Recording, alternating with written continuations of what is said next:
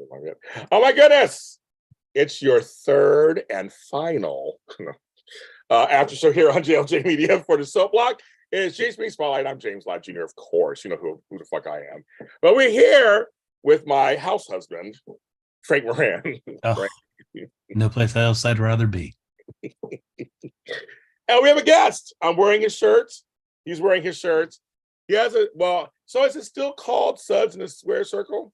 So Suds in the Squared Circle is what it started as. I've kind of evolved it to split it between Suds News and Squared Circle News, but overall the umbrella is Suds in the Squared Circle, yeah. And that's Vinnie. Hi, Vinnie Apicella. He is the host. We're bringing him on for the first time. Hello, James and Frank. I appreciate the opportunity to come on and talk all things Shady Sunday in Port Charles. Exactly. And Vinnie has watched us. Well, first watched Frank and Carla over on that little network that died, AfterBuzz TV. And so you say you used to watch them. So how did you find them? Because I asked you how you found me, because I used to make appearances on there. But how did you find them? Well, I never watched. I just always looked for podcasts. And so I found the GH After Show on AfterBuzz and started listening to Carla and Frank. I had known about AfterBuzz because X-Pac, Sean Waltman, WWE Hall of Famer, he had his podcast on there as well. And I was just looking for more podcasts to diversify my interests and just listen to more. So I started listening to that on AfterBuzz, and then COVID hit and AfterBuzz went down. And the name that I recognized out of anybody, because I was looking for more podcasts to listen to, so I recognized James Lott Jr.'s name from the sporadic appearances on AfterBuzz, and started listening to his GH Mini Spotlight, and then just branched out from there. You see, Frank, you brought him in, I brought him back. And then you introduced me to Matt and Kat from the 10th floor. So yes, it's all one big guys. It's all big family, one big family. Yeah, no, we don't get a taste of James Lott Jr. You don't stay away. I sucked Vinnie in. He's in now. But we're all one big family. I'm always happy we're one big family. We're all doing all these podcasts. He has a podcast, and at the end he'll tell you where to find it and stuff. I just want to say welcome to the show, Vinnie. Thank you. And finding us. We appreciate it. Everybody in chat room. So it's a Sunday Soap Block. We already did Bold and the Beautiful and Young and the Restless, which you were in one of the chat rooms earlier, Vinnie. With Tammy Govea and Amanda Russ, we were all back together, like Charlie's Angels, I guess, apparently. Talking about both. So they're both up. Audio and video, they both are up under Bold and Beautiful Mini Spotlight, Wide Army Spotlight. Just check them out. Audio and video, they are there for your listening pleasure. After this is it. Because Edition Days, my chocolate twin, Tony Moore, was at Day of Days yesterday. He was the host, second year in a row, and he did very well. And his co-stars were doing all the interviews. So you'll get new material from them over the next probably week or so. They'll be releasing all this stuff. So there's no show today because they're at the Day Players right now concert, which involves Wally Kurth. He's one of the Day Players. Did you go yesterday? No, well, so Frank, it's a great segue. So James Lott Jr. was going to go support his chocolate twin for the morning portion. Then I had my soap Zoom yesterday. However, I found the key to a storage unit that we had for 23 years, and I found all this stuff I thought I'd lost in a fire. So like somebody come back from the dead. It was very strange. My brain couldn't compute it. And I'm going through. I brought bins home. I'm bringing more. I mean, I'm finding my baby pictures, my kids' pictures. I'm finding my trophy. I mean, I thought I was in a fire in 2006. I thought I lost everything, but I forgot. Prior to that, in 2000, I brought a bunch of stuff down here to LA. I was living in San Francisco, and I forgot. So it's like Christmas to me. So yesterday, that's what I was doing all year. So I was at the storage unit, finding all my stuff, Frank. Look at that. And one of the things I found from 1981, I bought it in 1981. It's going to look old. I bought 1981. General Hospital by the Afternoon Delights, 45. Wow. Frank, I know you're young. Vinnie, I know you're young. But he says it's called a 45. It's crazy. I bought this when it came out on MCA Records. The instrumentals on the back. So folks, go on YouTube or whatever, look up the song. It was a hit, a minor hit. It's very cheese. But I found this, and that's why it's like, Frank, good segue. I found this from my General Hospital. Look at that. Did you find those boudoir photos? I did find some stuff. I was like, oh, I was young and tender back then. I looked really good back then. I'm like, wow. I was like, I look like that anymore. Yes, I found all kinds of stuff, you guys, from my past in there. But I found some really great stuff too. So I'm still going through it all, and it was confusing. It's like people come back from the dead. You're like, why are you alive? It's like all this stuff came back from the dead. I was like, I really thought I lost it all. Like I had to mourn the loss of it. I had to let it go. I'm finding my yearbooks. I'm finding all this stuff I just thought I didn't have. So it's been a very emotional kind of weekend too. It's like weird, but wonderful. It's great. It's happy. And I'm still going through it. I still got bags to go through. Well, I mean, I feel like you already just launched your new podcast then. Young and Tender with James Lott Jr. Oh my God. I show my past. That's right. Exactly. Vinny, what are you going to say, Vinny? What are you going to say? No, I was just going to say Christmas in October. That's what it says. It feels like Christmas. It really does. I'm like, oh my God. Here's one thing I'll show you guys too. We'll get to John Hospital in a second, kids. I found from 1996 my Madonna condoms. Madonna. Why did I buy this? I didn't use them clearly. That's why I have children. But Madonna condoms from Condomania. There's a place called Condomania in San Francisco. It's huge. And Madonna. One more thing for you, Frank. One more thing. Is this it? Oh. One more thing. I was like, oh my God. I found my Kinko's card. Remember Kinko's? No. Then became FedEx Kinko's, and then it became FedEx Office. I still call it FedEx Kinko's. I found my Kinko's card. I found a lot of things. So that's for you, Frank. 2 things right there. Madonna condoms from Condomania and a Kinko's card. So that's what my life is. I'm like, I've lived a full life, kids. I have. Oh, boy. Those condoms are, wow. Frank's speechless. He didn't know what to say. Yeah, so that's what I found. So I'm finding all kind. I found my first phone bill from like Singular Wireless. And like what? It was like $1,000 or something. Like, what was that? Shit. Weekend minutes and all that crazy stuff. Yeah. So I'm finding all kind of stuff. I'm throwing away a lot of stuff too, folks. I'm throwing away a lot of stuff. Trust me. I'm not keeping everything. So I did find Sean Kanan on the cover of some of our digest back in the 90s. This is when he was on. You know, so I'm gonna post this for him. So there he is. So when he was on Bold and the Beautiful, by the way. So yes, Madonna condoms. Yes, there's a place called Condomania in the Castro, San Francisco. It's world famous, and they had condoms for every occasion, size, art. It was this weird thing, and I remember going in there once. You know, well, they were Vogue back then. You know, Vogue. Yeah, exactly. Well, hello everybody. Welcome. That's your show today. See you guys next time. No, here we go. So it was a great weekend. All right. I do want to start with, because I made the title of the episode, Will the Real Ava Please ... So Ava was rescued. I will give points for them quickly wrapping that part up. I mean, it was like, okay, done. They didn't drag that along. However, I was like, overall, I'm having problems with the way they're writing Ava as this wimpy character. It's like, well, she was Ava Jerome, bitches. Like really? Like what? And I was hoping Mason would die. God, it's like him, that lollipop could go over the cliff. I was like, oh, why is I go to cliff? And Dante. I mean, everything. It was great. But anyway, so I want to know what you guys' thoughts are, because she got saved, and so there's that. But I was just curious, the character of Ava these days. What each of you thinking? Vinnie, because you're our guest, what do you think about Ava?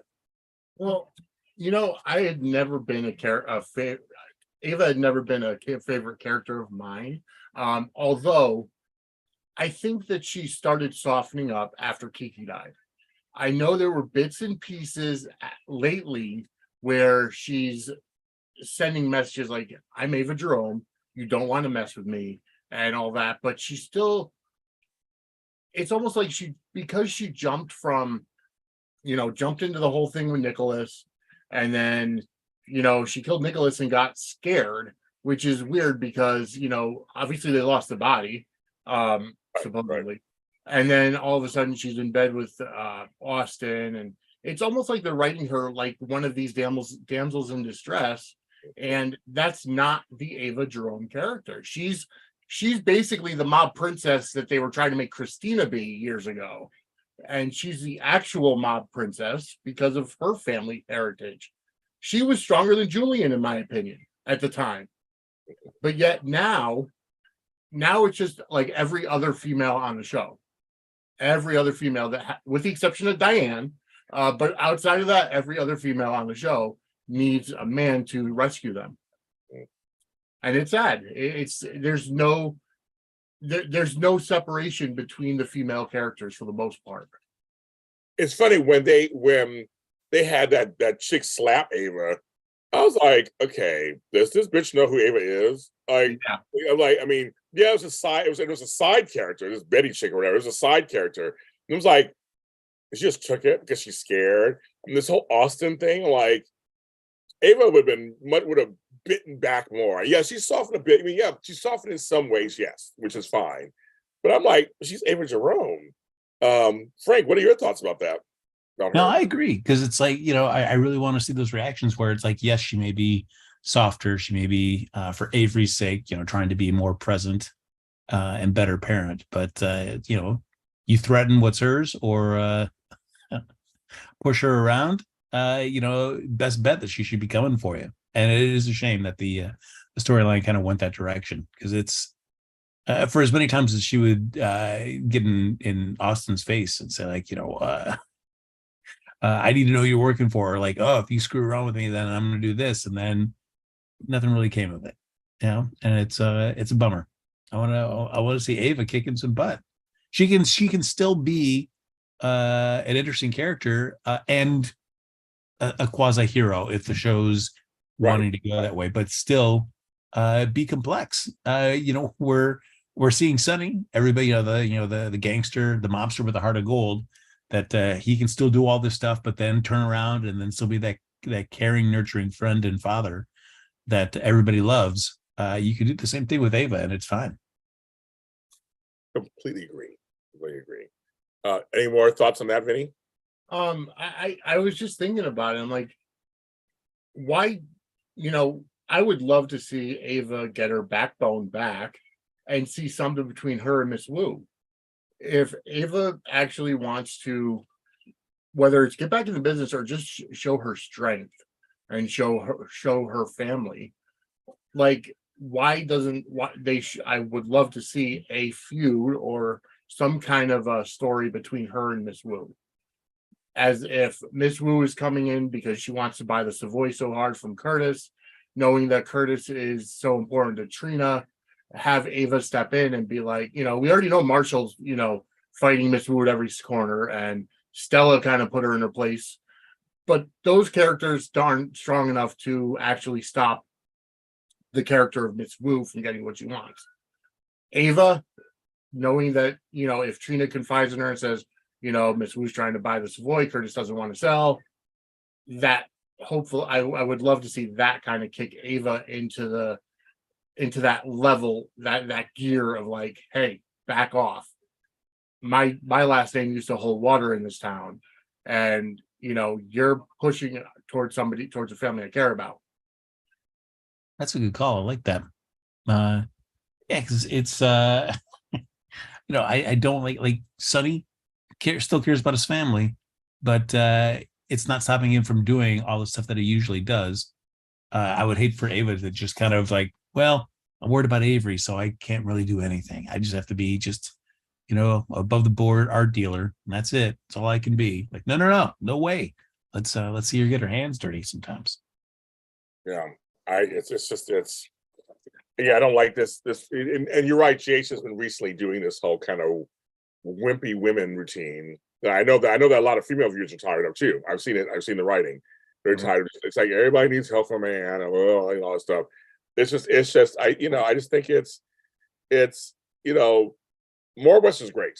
I mean, I love her. I love her. She's like she makes the most of what she's worth. I was on the show. She does what she can with the role, and she always has. They've done so many twists and turns with her that she's my favorite actresses, and so I know that she can really deliver. So I'm hoping now it'll turn around. Maybe she had to go through this kind of soft period to maybe now come back and be like this strong character, possibly back to where she used to was. Like maybe that's it. Maybe that's it. Yeah. I mean, and for me, it's like when we see these moments where she does get brought back to Carly's house, and Carly just extends that little olive branch, like, if you want to stay here, so Ava can see you in the morning, that's great. You're welcome to. It's like, I don't need Carla and Ava to be best friends, but I do like that. I do want to see kind of there's a middle ground in the relationship. There can be moments when they can still be at odds with each other, but when it comes to Avery, yes, they can align and be on the same page. Because I was tired of Ava always being like a doormat to Carly and Sonny when it came to Avery.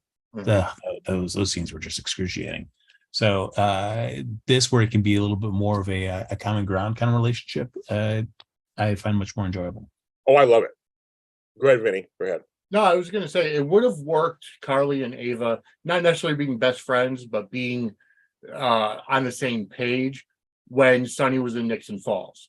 When Carly had to go to the meetings to represent the Corinthos family, if she had gone to Ava and be like, listen, you've got experience. I have no experience, and even though, Carly did what she had to do, and she was going to marry Jason and all this other stuff.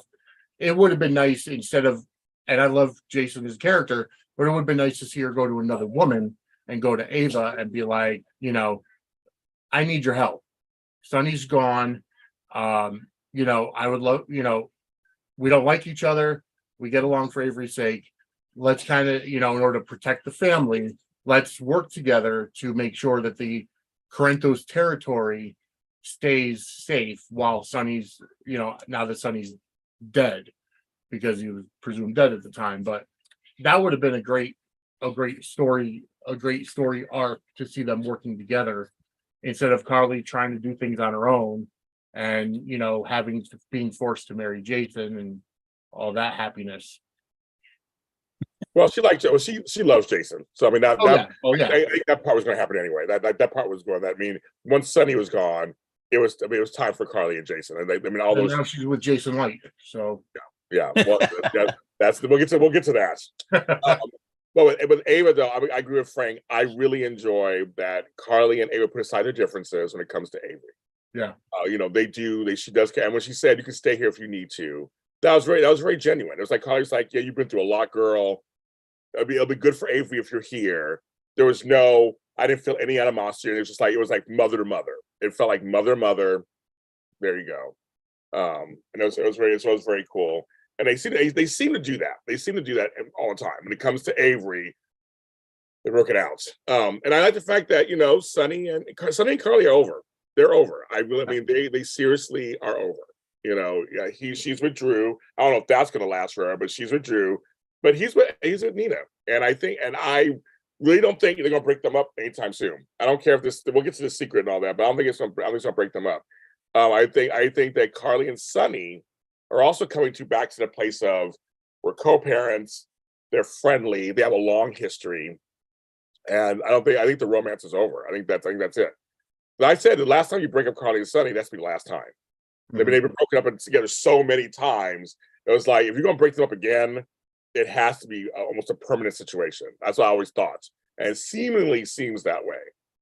And I know some inside stuff, but it seemingly seems that it's going to be that way for a while. So, but I don't know about Drew and Carly, how that's going to work for a while. But she seems to be into Drew, and he married his woman, as we know. So I think, so the Ava button on that. It's just that, yeah, I'm waiting to see if Ava really just starts to come back hard, because now it's basically kind of over. I mean, Nicholas is alive. She doesn't know Nicholas is alive yet. That's the next component we got to get out there too.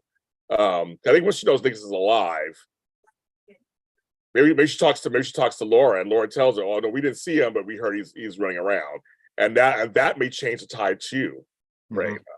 Yeah, because she still thinks he's dead. She wants the body. So that's the thing. So I think that's the thing there. Yeah, Frank. The one thing I'm tired of with GH are these kind of lame manufactured cliffhangers in scenes. For example, when Carly leaves and it's just Jocelyn, Dex, and Ava at the house, and Jocelyn goes, "Oh, I have something for you. I'll be right back." And they cut to Ava and they make it seem really dramatic, and she just comes back with a phone. Her cell phone. And it's also like nobody talks like that in real life. I have something for you. No, they say, "Oh, I got your phone." Get your phone. Yeah. Yeah. Just like GH, please with these. You do this way too often with these kind of low stake, lame cliffhangers, or just like you don't need to do this. Ugh. I love it. So where's this go now? Because Mason survived the shooting, so he's in surgery or whatever. His lollipop intact. Then you got also when they did the breakdown and they when Dex and Jocelyn go over to Windermere and they just find a gray lollipop in the couch. Like, considering how Ava was taken out, and they're like, well, she seems like she's just being escorted out. Like, how the hell did that lollipop end up in the couch? Well, it's so funny too, because then they go, Ava doesn't like grape. I was like, that's so funny. Ava doesn't like grape lollipops. I'm like, okay, so it's not hers. I'm like, what kids like grape lollipops though? That made me chuckle too. It's like the lollipops. That's the whole thing with the lolly. He always has lollipop, whatever. So he laughed, but he survived. Ugh, okay. But we have, hi guys in the chat room. Hi Gail. But also we have Drew in the hospital, about to be sent back, of course, and Kari there, and they released Cyrus. Now I love Cyrus. I'm a big fan. Jeff Kober's work I just love his work. But I have to say, Carly wins. Like I said, there are two reactions last week. On Bold and the Beautiful was Captain Kelly Lang as Brooke, her reaction to all the craziness. And Carly's reaction, when that door opened and she turned and looked, she was like, she wanted to say, what the fuck? That's what she wanted to say. Yeah. She wanted to say, what the fuck? She was just like, what are you doing? Like, her look was so perfect. I couldn't stop laughing. Because she was like, and Cyrus was like, I found God, or whatever. I love that whole exchange. Because she ain't buying it. Nobody buying it. But he just stick to the script. I mean, literally, to the script. But her look when he opened that door, oh my God, I just couldn't stop laughing. I just thought, like, you go, girl. She's like, I don't know, like, what is he doing out? And now with him being out, which Umbrella's out, we saw Portia freak out. And it was like, I forgot about that whole thing. I'm like, Portia. But it's fans out and stuff. Austin is trying to avoid him like the plague. like, why? I gotta go. Why are you talking to me? I gotta go, whatever. So there's a lot going on with Cyrus. What are you guys thinking with this whole Cyrus? Does it make things better now because he's out now? That we doing all kinds of mess, or is this ridiculous? Or what are you guys thinking? Frank, I'll go with you first this time. What are you thinking?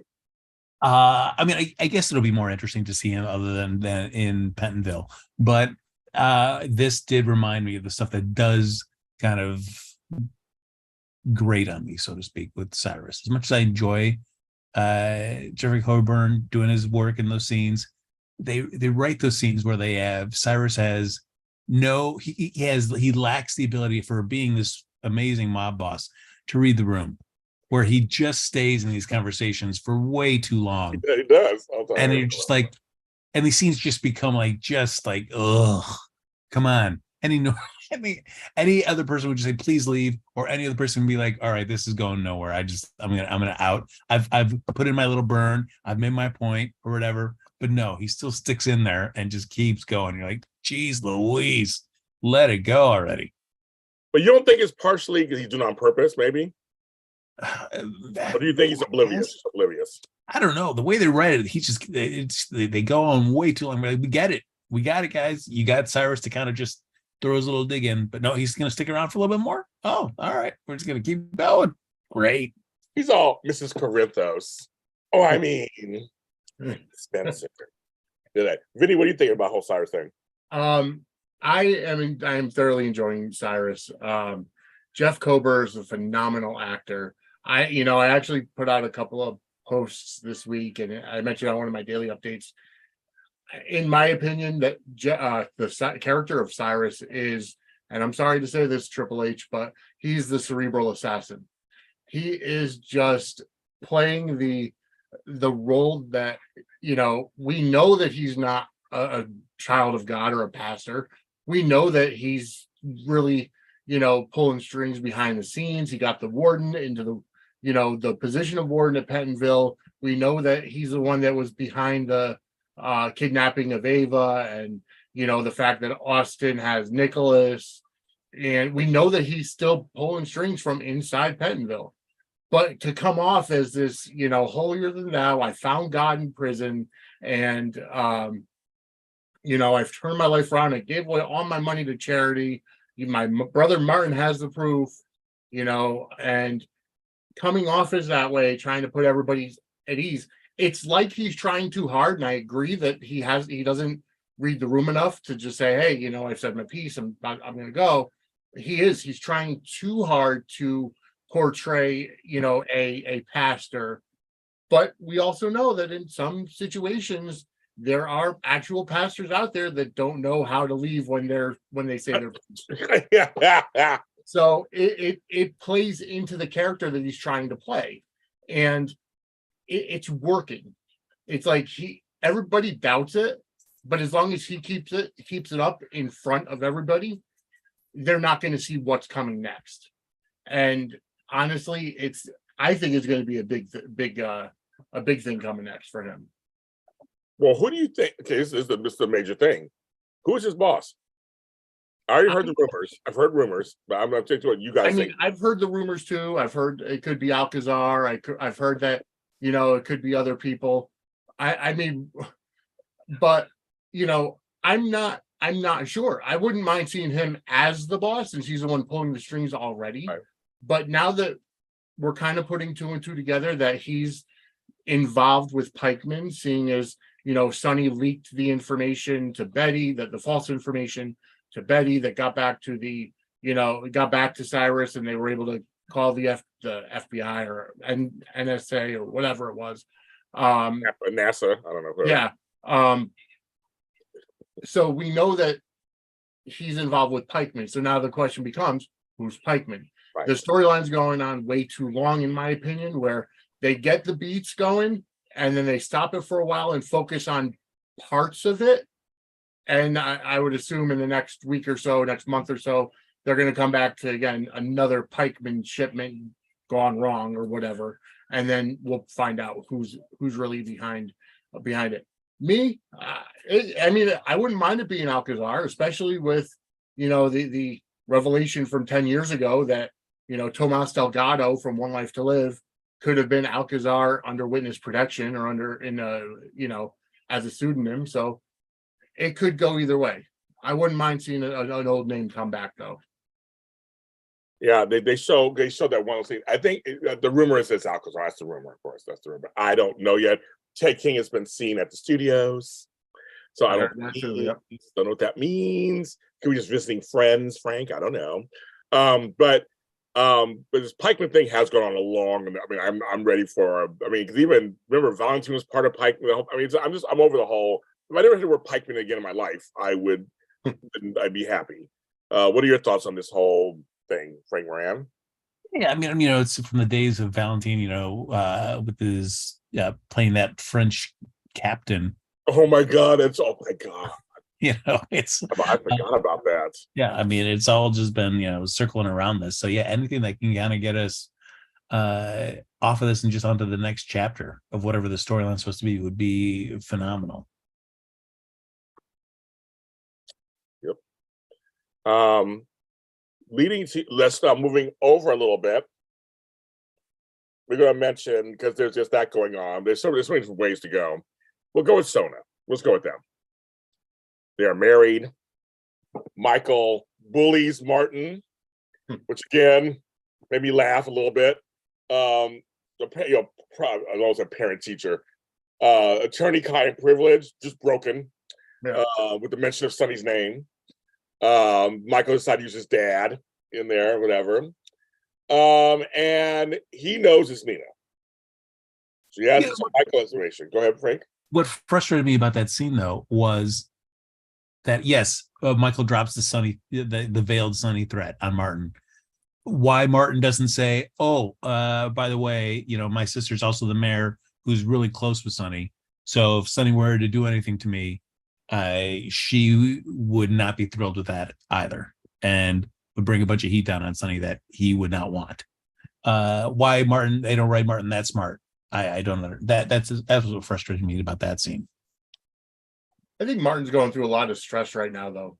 The whole thing with Lucy, the whole thing with Blair, the whole thing with deception, how he doesn't want to take credit for the Deceptor because he knows that Blair was the one that created it. I think he's just going through so much that there's just one thing off his plate, and breaking attorney-client privilege for Nina, he thought was the lesser of two evils. And he's like, well, you know what? I don't want to have to deal with Sonny on top of everything else that I'm going through right now. So he just decided to give it up very easily, in my opinion. But yeah, but my worry too with that though, Vinny, is that they've already done this with Alexis, with her not being a lawyer anymore. That where Martin was already prefaced it by saying, "This will ruin me if I do this." If Nina decides to really just kind of retaliate against Martin for this, and then we see Martin no longer be a lawyer, like, oh, I can't deal with another character not being the profession that they're supposed to be on the show when they're not giving us like a great alternative for whatever their other profession is going to be. Yeah.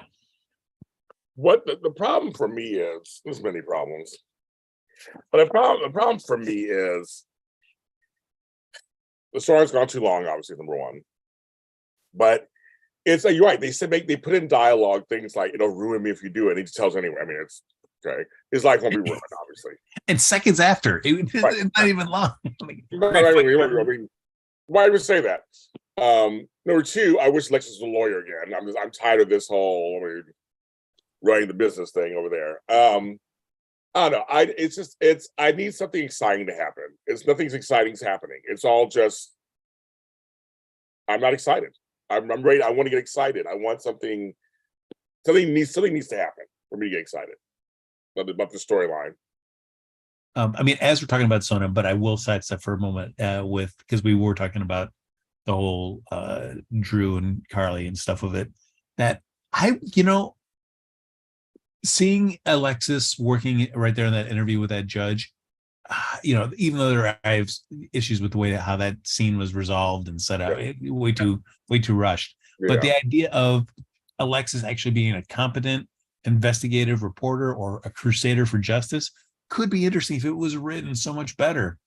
But when we get these kind of watered down A to Z type scenes where Alexis looks like she's incapable of being like good at this, it frustrates me. I agree.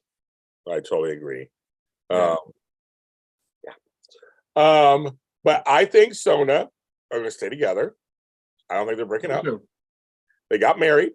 They're there. I think Michael's going to blackmail her. For what? I'm not sure yet. But I think Sonny's going to get, because first, here's the thing that's so funny. Carly did wrong. Yeah. Forget about that. Carly, they told her, don't do it. She did it. Drew's taking the fall for it when Carly was wrong. So it's like, it's not a crime to tell on somebody. She did it. She was petty. Well, she was totally petty when she did it. But I think Michael's going to try to protect Willow, because now they're close, Willow and Nina, and Sonny. And he'll try to use it to his advantage. I don't know what yet for, but I have a feeling that's where they're going. I don't think Sona's breaking up anytime soon. No, it's going to come down to, and I hope it's not, because it's been played out for so long. Michael's going to try to say that Nina can't see the kids unless she comes clean and exonerates Drew. And, it's good. I mean, I hope it doesn't get played out like that, but I just see where it's going. Everybody's working to try to get Drew out of prison. It was a horrible, even for what, happened, it was a horribly overdone sentence. So they're working to get him out, early, what have you. I just don't want Michael to come back and say, hey, I found out that you were the one that called the SEC on Drew and, my mom. But, so until you come clean and get Drew out of prison, we're not going to let you see Wiley and what's the baby's name? Can't forget. Amelia. Yeah. Thank you. And I I don't want it to go that way because Ben's so played out. That's been his gripe the entire time. But ultimately, we'll see. Because what else does Nina really have unless Michael wants to take over Crimson? Yeah. No, I don't know if I'm not already enjoying the budding Willow Nina relationship, like whatever with this. But I don't think I'd enjoy any other scenes of Michael like gatekeeping Willow to Nina.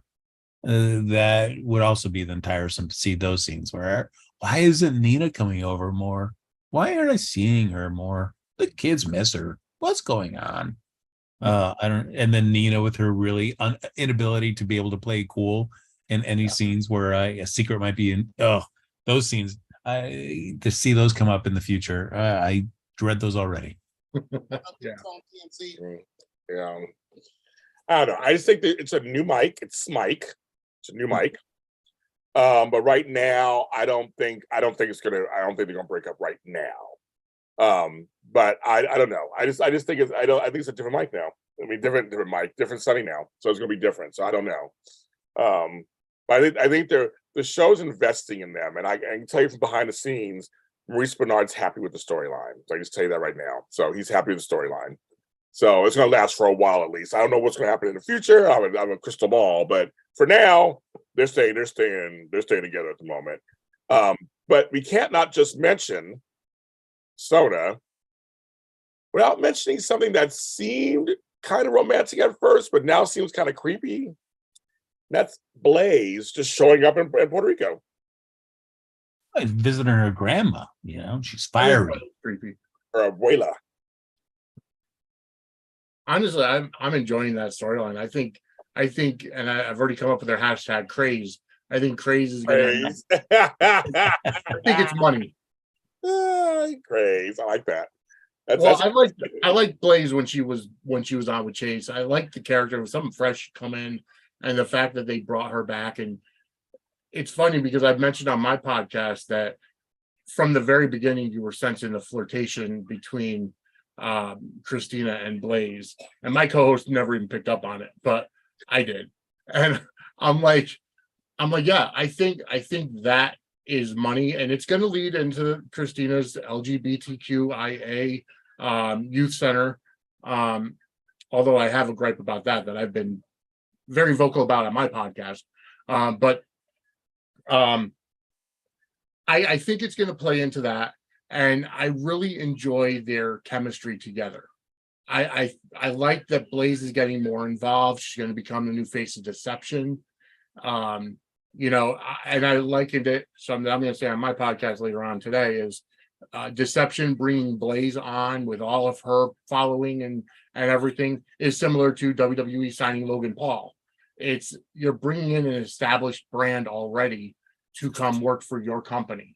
So the fact that Deception went from Sasha Gilmore, who was a relative nobody at the time, to this already established star as the face of Deception, and Blaze getting more involved in Port Charles' day-to-day life, I'm enjoying it. I'm enjoying the Blaze character. I didn't find it creepy at all, except for the fact that she made it from Port Charles to Puerto Rico in 30 seconds. Yeah. And just showed up at Sunny's private island, which I thought it was a private island. How's she just here? Well, the grandmother worked in Sunny's hotel. So, I mean, that kind of logically says it. So maybe all of his employees have a room there or a hut on the island. But I agree with you, though, Vinny. I do like GH has the ability to introduce us to characters that we actually find interesting and want to see more of, whether it's Selena Wu or Blaze, where you're like, yeah, these are cool. Let's see more of them. And then the show can frustrate you by not giving you much. More often it feels like GH does the route where they go, let's make this character really unlikable at first, and then ram them down your throat until you get worn down, or we at least change the writing a bit to make you see what's appealing about this character, like with Cody or whatever, where it took forever to, at least with this Sasha storyline, where you're like, all right, there's some stuff about Cody that I like. But I much prefer when GH goes the route of like, yeah, let's introduce these characters and get you actually excited to want to see more of them. So as the resident Puerto Rican, I will speak as I like seeing it makes sense for East Coast to have a Puerto Rican on the show. That makes sense to me. So that's something that I'm happy for that. I'm glad because in the West Coast we have Mexican, Central American, that kind of stuff. But on the East Coast, it's usually Caribbean. So Dominican, Puerto Rican, Cuban. So I like the fact that staying true to that. Now I've flown from New York to Puerto Rico many times. And it takes about 3 or 4 hours. So it don't take as easy as to fly. There'll be someone be there. I thought, and again, I like Blaze. I want to make sure it's very known. I like Blaze. I think I like the character. I like that they're giving her a bigger role. I want Kristina to have her lesbian moments. I'm ready for it again. I want again as the gay person here too. I want the representation. They flirted with it too much in the past, and then all this is a mess. But I'm saying for me, why it seems a little creepy. I know some other people felt the same way a little bit in the chat. It just, I don't know. At first I was like, I think it was too soon. I think they went too fast to make it like this extraordinary moment between them. It's romantic. They're on this island. Like Frank said, I mean, yeah, her grandmother worked at the hotel or whatever, but it just seemed a little too weird to me. Plus, there are folks I know in the chat room are saying the same thing. Who is she? Is she Blaze Alcazar? Is she something like they're looking at going, does she have another agenda when it comes to Kristina? So far, we don't know much about her. I mean, she was a singer who was being abused by that other dude or whatever. Now she's entrenched. I'm hoping it's just a regular love story, because James makes missteps sometimes and makes things a little weird, but they can correct and make it really nice and wonderful. So I'm hoping it's something it's just that. It's just a nice love story, a budding love story, and we'll see them two kind of fall for each other, and then they'll have a relationship. So I'm hoping that's what it is. But I'm sorry, it just seemed maybe it was just a little too soon for her to be showing up at the. Because you said we should hang out sometime. I know you're gonna do it here. I know what they're trying to do. I get the attempt. It just didn't fully work for me. It didn't fully work for me. So I don't know. I feel weird. Somebody I just met just showed up on my father's private island, and it was like, "Hi, I'm here. Let's make margaritas." I'd be a little weird. I'm sorry, I'd be a little weirded up a little. But I mean, Kristina was open to it, and she was like, "Sure, girl, whatever." But it's a little weird for me. I'll ask both of you. Do you feel? Because I know the big thing with the Kristina character was the recast that happened from Lexi to Kate.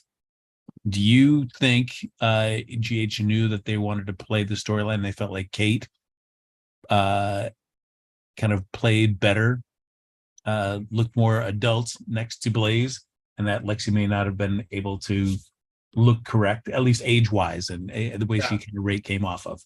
I think so. And I mentioned this on my podcast last week. Don't get me wrong, I loved Lexi, and I think Kate is doing a fantastic job in the role. I think Kate looks more mature, though.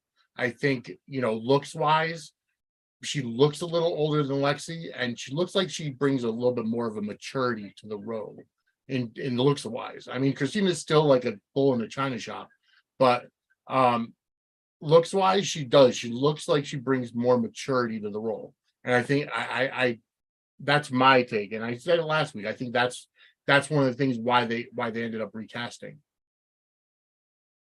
I had nothing nice to say, so I'm going to plead the fifth. Some folks know more, and some folks have to know why. So I'm just going to plead. I really have nothing nice to say, so I'm going to plead the fifth. I'm following the story as it goes, but I have nothing nice to say. So we're going to say, but I do want representation shown on the show. I think the Davis girls are all fucked up now, so there's always too many recasts. I don't think any of them fit. So I have nothing nice to say. So I'm going to that's the only thing I'll say that's shady about that is that I don't like any of it. My one other fear, and hopefully this is not proved to be the case, but I feel like more often than not, GH loves to write prolonged, drawn out, Three's Company type complications thrown into relationships for way too long. And I do not want them to go down the road with this. I can't, not after the whole Brooke and Chase stuff.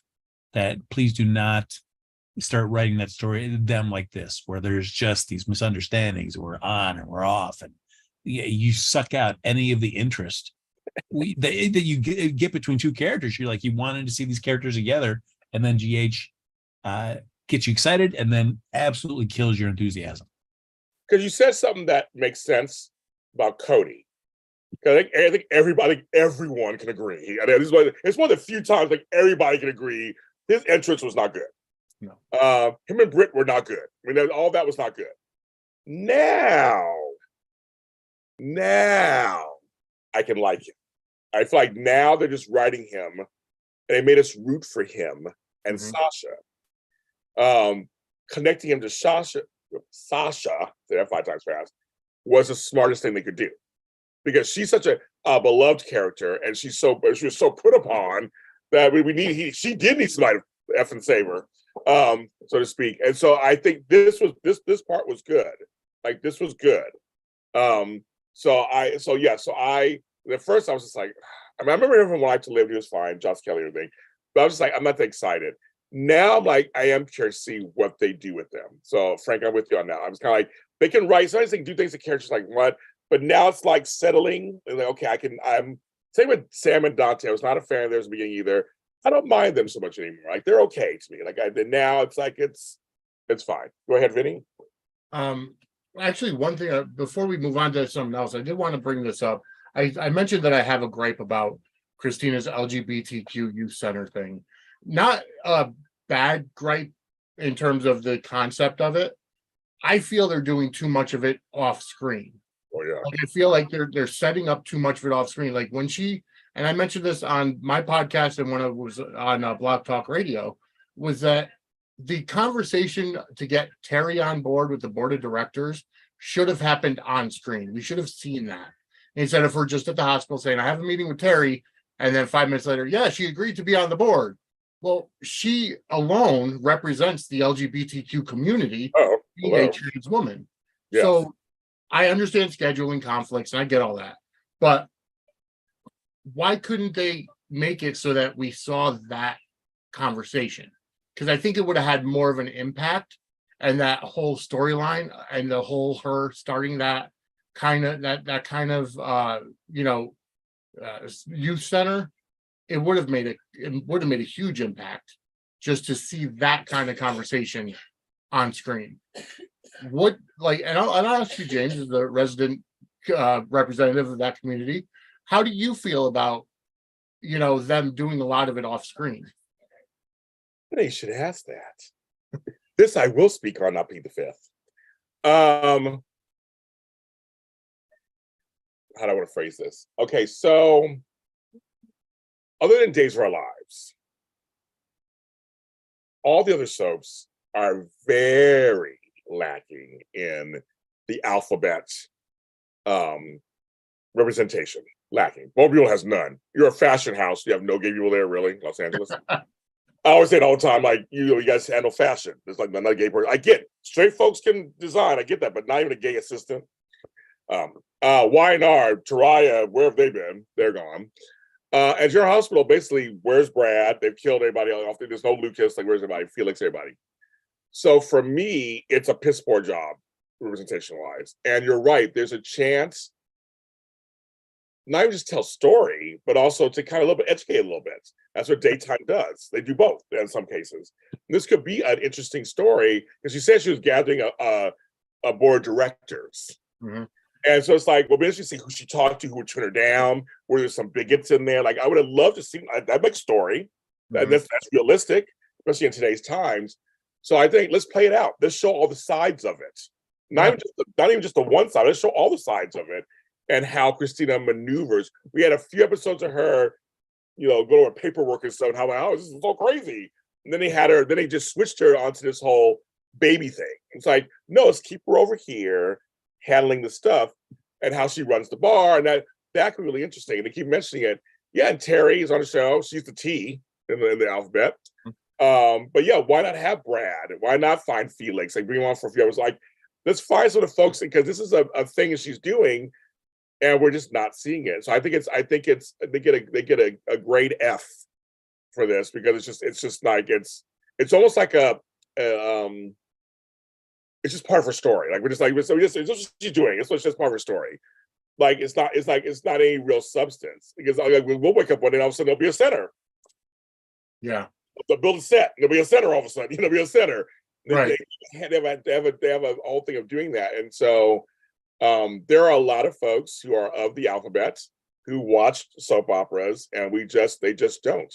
And I think part of it is not saying General Hospital is racist or racist or homophobic, but I think they feel some of their audience is, and so they feel like they're being too careful with it. It's almost like they're being too careful with it, and it's like, I understand Days is probably the most progressive soap opera. They do everything over there. They do, and but at the same time, when it comes to GH, I think their writing is it's almost like they don't want to piss people off, but they don't want to piss anybody off. So they'll do a little bit of representation here, and then they'll pull it back here. And I did appreciate the conversation Kristina had with the waitress at the Metro Court. Yes. Saying how I think it was her brother ended up committing suicide because he was bullied or whatever the case was. I can't remember the specifics, but that was a powerful conversation. I thought at that point they were starting to put a little bit more equity into that story, and maybe that was before the writer's strike, possibly. So maybe when the FICO writers took over, they stopped and went in a completely different direction. But again, it's just not there. It's and me as somebody who, my son is gay, so I'm not I'm not myself, but my son is. So I appreciate things that promote that community, and to have it more widespread, would be fantastic, especially on in entertainment, And I agree, there would be some people in Port Charles that would be bigoted and would want to get on board. But I mean, you could have gotten conversations with other people involved. So I mean, and maybe they just don't want to split the audience, between characters because of that, the bigoting and and the allies. But I wish they were putting more into it. Let me put it that way. I think all soaps are except for Days, are guilty, and they're completely guilty. And I call it out all the time. Like I call out racism and everything. I call everything out on that. But in this situation, except for Days, and Days was doing, but I want to make it clear, Days was doing this before they went on Peacock. So it was like they just went on Peacock, but they were on Peacock. They were doing stuff. So I mean, and very well rounded. But I think General Hospital had gay folks on it. And other folks on it, and it's just like in the Terry side, me and Frank have talked about that, the lack of that too. Pieces of it, they can write it. They can, they can write it. The actors can act it. It could be something. Again, we know you got to rotate. But still, where is it? I don't know what the answer is. I don't know why they're not writing it. I have my ideas a little bit, but I'm not a writer on the sets. I don't know exactly what it is. But I just think it's to me it's completely an F as F for lacking. I don't know, Frank, have any thoughts at all on that? I don't know. Yeah, it's I mean, I feel like GH has a habit of writing storylines for a variety of different characters where we do not see them for the longest time, and then we're supposed to be invested in characters and or storylines as soon as GH is expecting us to be, when they don't do any of the groundwork kind of building up to those storylines. And you're like, well, if you wanted to get us invested and buy into everything you're trying to tell us that's happening between these two characters or this change in the storyline, we would love to, help us, show it. Let's see it and let's get us invested. And I think it, like Brad and Lucas, like often we see their relationship and then all of a sudden, hey, we're getting married, but we're also just going to get married in Alexis's house. We're not really going to be able to have like a really great, huge wedding. Right. No, not that.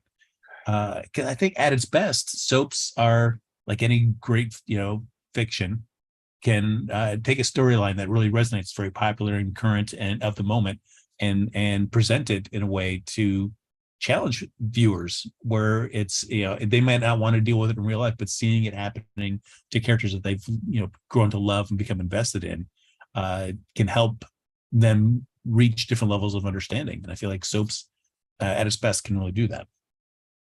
You got to write to it, because you actually got to write to it. Well said, my straight men's on the show. Thank you. Well said. Both of you guys well said. That's good. And because the other day they had, I think it was a week ago, when Terry and Yuri actually kissed really briefly. Mm-hmm. And anyway, we talked about it. They were like, "Oh, they kissed." But it was more. But see, the setup was all about Portia accepting that thankless job as whatever the hospital. It's like, girl, it's not that good. Okay, you get some more pay, I guess, but it's a thing. Apparently, they don't think Terry can do it, so it's a thankless job. But there was more of that when he said goodbye, he was leaving or whatever. He just kissed her really quick and then left. And then he left that bombshell. He has to tell his employees he has another job. Like, we don't even know what does that mean. That was like a week and a half ago. We don't know what that means either. So Frank is right. They'll start stuff and they'll go, oh, okay, and then silence, crickets. Yeah. Well, even like the way they wrote like the Terry and Chet storyline. Nice to see her with Yuri if we're gonna do that, but like that, like where did that story was awful. It was the way they handled that, and it was built in because he's paraplegic, but he actually has the legs. She, of course, is trans. Like there was so much stuff they could do there. But I know the actor left on his own accord. He wanted to leave, so I think he left LA or something. So he wanted to leave, but still, you can still tell great story within a certain time period too. You can still tell something that leaves us like, oh, okay. But yeah, it's just not. And Frank is right. They do it for a lot of stuff. I mean, on this show, they have a large bloated cast. I mean, we have a lot of folks on here. We say it all the time. Like, where's Zeke? Yeah, he blabbed his mouth and he's gone. We haven't seen him since. Well, he got scared from the shooting at the Metro Court. that was it. He ran. He's like, bye. He's like, this is too much for me. That was it. He went back home or whatever. But it's like, Jordan's walking around like, huh? And it's just, speaking of damsels in distress, I don't care. This is ours. We'll go all over the place. Yeah, where's Taggart? Still drinking, booze out of a cup at a restaurant. Oh my God, I'm so shady. I forgot what I was going to say. I was almost hoping that Taggart was the one behind the shooting, that at the Metro Court, where he was so upset that Curtis was Trina's father, and he was that would be good. So and drinking so strong. He's got connections at the WSB, so it could have been a WSB gun that he used. That would have been a great storyline. Yes. Obviously they didn't go that direction, but we still don't know who did it. We still don't know, right? Who's the target? That ineffectual PCPD. No, my thought was gonna be is, speaking of wimpy, if I see Anna skulking in corners, can we sit back in the corner? It's just too out in the open. I was like, what? I don't have the emotional connection to Anna. She seems like a very hapless spy. Like, she has this long history, I get it, but I've been watching GH for over a decade now, and in that time, she has no poker face as a spy. She cowers because I can appreciate her saying this week that she has to be on the offensive to go after who's going for her. But yeah, she's cowering in the corner, just paranoid about everything. I have no connection there. And the frustrating thing about, and I know James and I talked about this yesterday or last week, and we're kind of different feelings about how the storyline is progressing. But when Valentin not coming clean to Anna, especially when he's seeing her written like this at the Metro Court, just like a paranoid shade of her former self, that he does not just say, hey, I know what's happening. It's my daughter. Would just like, why would you? There's really, at this point, I don't buy any reason that he would not tell her that it's Charlotte, because Anna's not going to he's not going to retaliate and kill Charlotte. It would be like, how do we figure out how to help her best? Whether that's me being more involved, or maybe I take a step back. But the point is, I'm not miserable and freaking out about this vague threat. At least I know what it is. And so it doesn't make any sense to me why Valentin does not say anything to her. Valentin just has too much. He likes to keep too much hidden. That's the only thing I could think of, because I agree. What is it to say? Oh, by the way, when we looked at the footage, it was Charlotte that went into the room and did that. I don't think Anna would be too mad at. I mean, she would be, but at the same time, I don't think it would make Anna, that act alone. Anna could say, okay, well, we know if that was Charlotte, she's just upset because I'm taking you away from her, whatever the case is. And it's funny to me because Anna and Valentin have been going at this for weeks now. Laura comes back, and in 2 seconds, she's like, oh, it's Victor. Victor's the one that, is the one behind it. And it just makes Anna and Valentin, two ex-WSB agents, look like idiots. Yeah, especially like nobody's thinking about like Victor's will. Yeah. Like nobody's tying back into that with all this cryptic, creepy stuff that everybody was handing out. Nobody comes back to that and go like, hey, maybe you think Charlotte got something from that? First of all, thank you, Shonda, for our super chat. Thank you very, very much. She's saying thank you to us, but thank you to you. Thank you so much. I appreciate that. So yeah, Frank and I do differ on this. I feel like he's trying to just kind of, it's just hard to reconcile that his daughter could be doing this. And Valentin is very emotional. He was always emotional. That's just what his thing is. And I feel like he's really trying to figure out what he doesn't even want to bring Anna into this. He doesn't want to bring, it's like, I'll call Laura, which I thought was smart. He called Nina, that was smart. I think he's trying to figure this out. And I think it's just kind of a little too much for him to think that his daughter could, because even Laura was like, what? Like, she was like, but this made me laugh. It took Laura 2 seconds, Victor. Yeah. I'm like, Valentin, this is where it got me. But Valentin should have thought, like, hello. When he saw those tarot cards, he was like, what the F? That was one thing. But Laura's the first one to go, wait a minute. She was hanging out with Victor, blah, blah, and everything. And it's like, it took her 2 seconds. That's me. I was like, yeah, thank you, Annie. I was the same thing. It took Laura like 5 minutes. She's just like, hello. Yeah. That makes the most sense. And so, because Laura's had the most, I guess the most, stuff with the Cassadines over the years, I guess she would know. But that's the thing. It's like, I kind of get it. I kind of get why he's not telling Anna yet. He's trying to figure this all out and figure out. So it sounds like to me that Laura's deducing that she didn't do the fire. She basically leaves the other stuff. Yeah, the other thing, yes. But the fire. So then it's like, but it goes back to then who did that? And then it goes back to who's the shooter and who did that? And who's it towards? I'm always thinking it wasn't towards Sonny, but it could be towards Sonny. Who knows, right? I don't know. I just think this storyline is so weak. I know they're trying to make this an exciting story and look at Anna's past and all that. She just skulks around in corners and is just always paranoid and deferring to Sonny. Yeah. Which is so weird to me because it's like, is Sonny cowering and walking around freaking out all the time? No. And Anna's been shot at and attacked so many times in her life as well. Yes. That doesn't make any sense. Yes, makes no sense to me either. That's why it makes sense to me. So I always say this. I want a bad Cassadine. I want Charlotte to be a bad Cassadine. Why not? She's a little bitch when she was a kid, so I'm ready. I'm like, go, let's do it, girl. Let's make her the Cassadines should always be fighting for their soul. It seems like to me. That's the legend of the characters. Yeah. They defang some of them after a while. That's fine, but there's new crop coming up. So I think that Charlotte, of the best of them, would be that. Ace, of course, we have years to go before we get to him, but Spencer's doing that. Nicholas is doing that. Alexis has always done that. Her girls, not so much. They reminded their cast lines here and there, but not so much. But yeah, with Charlotte, why not? I think why not? Why not?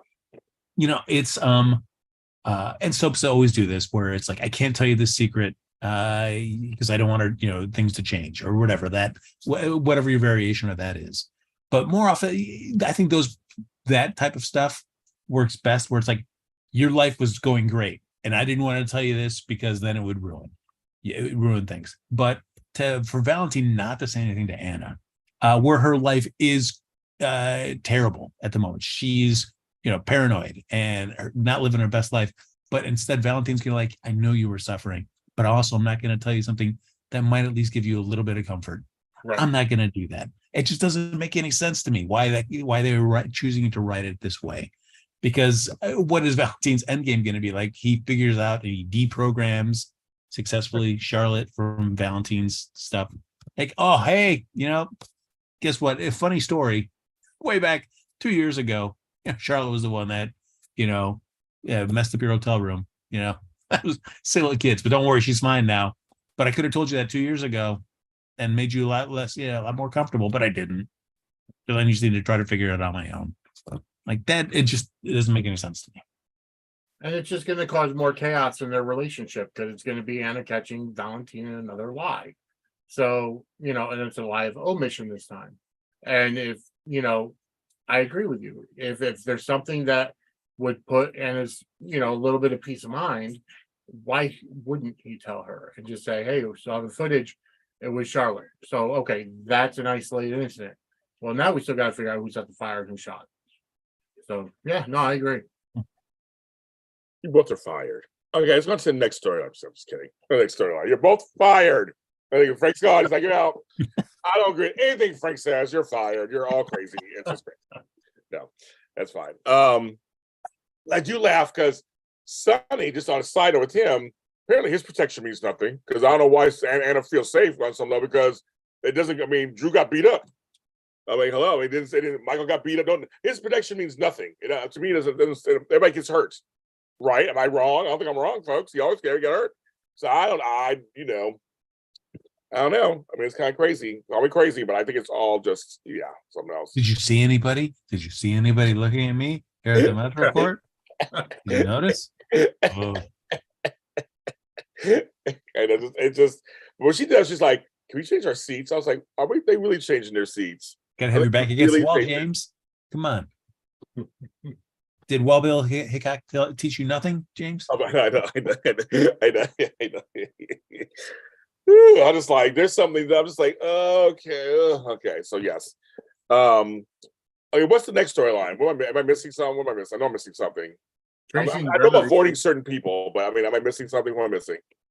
Tracy and Gregory, they're okay, this is some good stuff. Okay, let's get to Tracy, Gregory, Lois, Ed, Ned, Eddie, all that. Let's forget about all that. Yes, all that. First with Tracy and Gregory. Tracy, yeah. Frank and I have said this many times on the show. Gregory Harrison is a silver fox. He's hot. He shouldn't be sick. I'm hoping this doctor says it's misdiagnosis, like Hat Daddy. Misdiagnosis. Because him and Tracy and him and Alexis, there's chemistry there. There's real chemistry. And having him stumble over stuff and fall in here and there, and I just stare at you, Tracy, like my life. I don't want all that. Nobody wants that. Nobody wants that. I think, and the scene where he apologizes to Tracy and her natural concern, loved him. Jane Elliott can do no wrong anyway. I mean, just Jane Elliott. And we'll get to her stuff with Lois in a second, but her and there's chemistry. There's real. I mean, like since Luke, to me, there is some chemistry that I did not expect whatsoever. Vinny, go. No, I agree. In my opinion, I think Tracy had some of the best scenes of the week in general this week. I really liked this, the game that Tracy and Gregory played because it felt real. Tracy very rarely lets her guard down. But I feel like, with a scene with Chase a couple weeks ago where she accidentally blurted out, told him that his father is ALS. And then, the subsequent scenes and the scene now with Gregory and she apologizes and says, I'm sorry, you must be furious. He says, I am furious, but at you and at me. I should have told my son sooner and blah, blah, blah, blah, blah, blah. I love it. And I like that Tracy can be friendly and personable at times rather than someone who's literally a female version of Edward. I like that Tracy did show a lot of concern.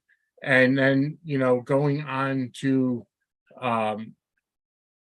basically telling Lois that she's the reason that Chase and Brooklyn are together. That entire exchange had me dying. That entire, the entire conversation. And actually part of it made me think of you, James. And I posted it on X that when she said, however, I was waiting for the comma after it. Our comma. Mm-hmm. But no, I this is my first introduction to Lois, so I'm enjoying the character. I love the Bensonhurst accent. It makes it all worthwhile.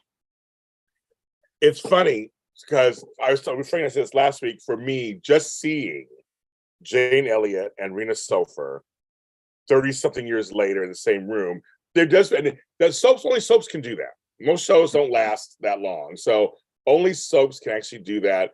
There's something about, I mean, you showed the flashbacks, we'll get into that in a second too. It's like having Wally Kurth, and there's something about it, right? There's just something that just warms my heart, so to speak. Just having them in the room together, like, wow. And I was there 30 years ago watching it now. So it's kind of like, it's a trip.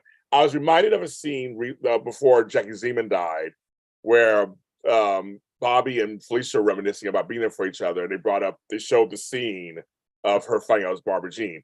It's the same actors. There's something great about that. You can actually just go back and, not many primetime shows can do that length of time. Probably Grey's Anatomy has been on for 20,000 years. Or Law and Order has been on for 1,000 years. But most of the shows on primetime don't have that longevity. So it's kind of nice when they do that. So just having Rita Sower show up with the nails, the accent, it made me smile. What Frank and I can speak for Frank on this one too, on this level, what scares us a lot of times is how they use her. Now, I know she's only there for like about 30 episodes. She's not the main focal point of the story, but she's only there for a little bit. But the Gregory Harrison, I think that was great. And then with her interactions, we'll get to that in a second. So I want to give Frank a chance to speak. No, I agree with both what you fine handsome gentlemen are saying.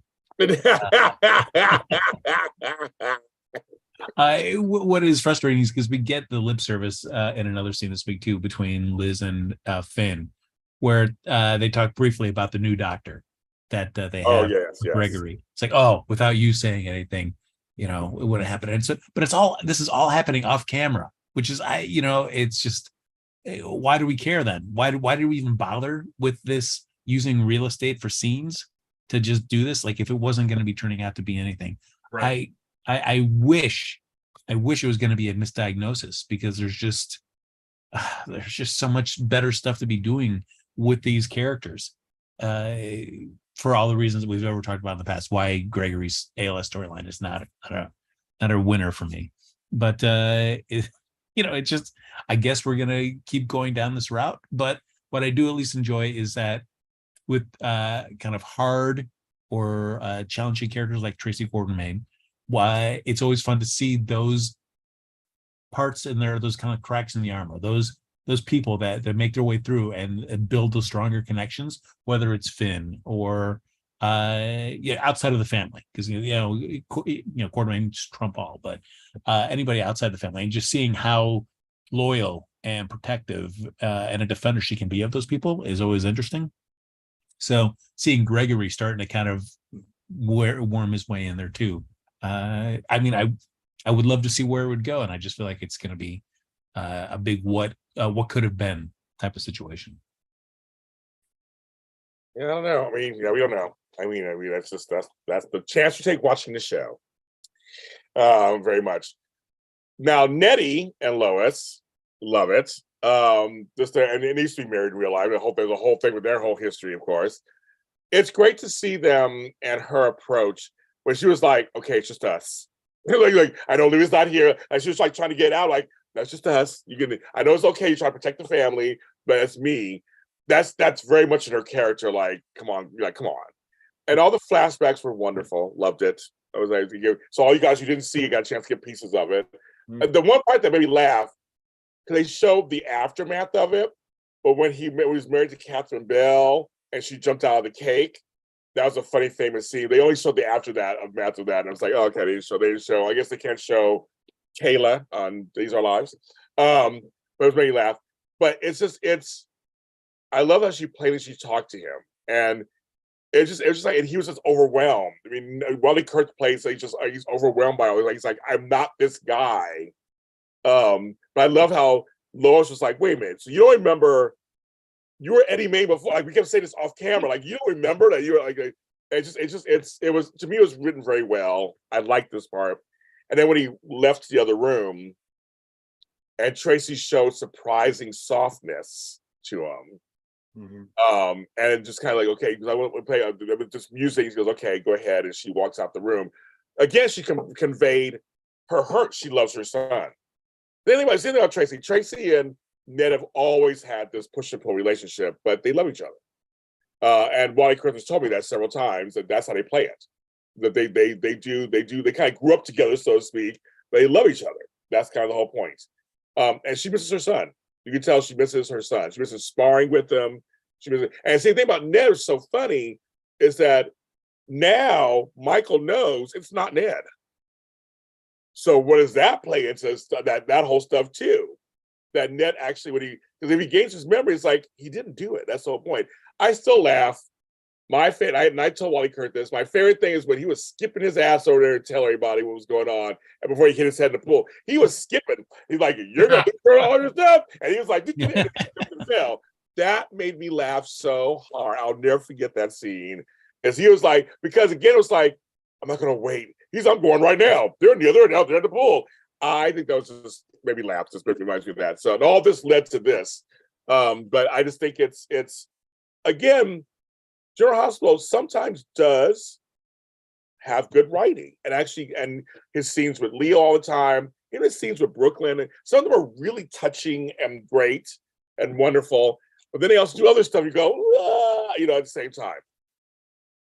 I mean, I feel like it's interesting because I certainly Quartermains and Amnesia are not strangers in terms of story. No, you're not at all. But what has been interesting with this was while Jason, that happens to him, and he actively distances himself from the family. It has not been the same case with Ned/Eddie, where yes, he does not have those. He does not remember those connections with these people, but he is still sticking around, which I find is interesting. So I am fine with them keeping him as Eddie for a long time. It's not as if because of Wally Kurth's real life situations between this and Days, they were not giving him tons of stuff to do as Ned either. So it's not like we're like, oh my God, we got to get Ned back because he's been so vital to all these storylines. I'm fine keeping him for Eddie for go for years. It's interesting. Let's go for years. Why not? I mean, we rarely see him as it is. I'm sure he's probably enjoying opportunities more to sing and to sing and do all this stuff that he does. So why not? And if we're playing the storyline of Lois falling in love with another version of her husband, the only thing that the longer he plays Eddie, the more it sets that up so that whenever they want to do the flip the switch and bring back Ned, it also creates a whole other set of situations that are awkward, which sure. I like that. I know. Shows he's having a good time. Yeah, I think he's having fun. I think he's having fun with the role, definitely. But right now, he actually is on both shows right now. He's totally working on both shows these days. But yeah, I agree with you because the complaint that you and I have had, Frank, on the show, of course, is that they don't use him enough. They started with something, then you don't see him for a while. They started with something, and Wally's not going to go on one show. Sorry, he's not doing one show ever. He said he's going to do both until they have him. So it's just about the show's coordinating schedules and giving us good story. And so, yeah, I guess Nick could be this way for a long time. Why not? Like Jason. Yeah, why not, I guess? Yeah. No, because if the show really hasn't shown any interest in really investing into the Quartermain business side of stuff. So I can understand why Wally Kurth would not want to just dial into just GH, because I'm sure his screen time would not be as much. Be that free agent. Go where you need to go. But I'm gonna ask both of you, do both of you buy Tracy's just conviction that she was doing right by Brooklyn and all this to be able to give her deception lock, stock, and barrel? Certainly the shades of wanting to get that one share of ELQ. Yeah, I buy that as a motivator for Tracy.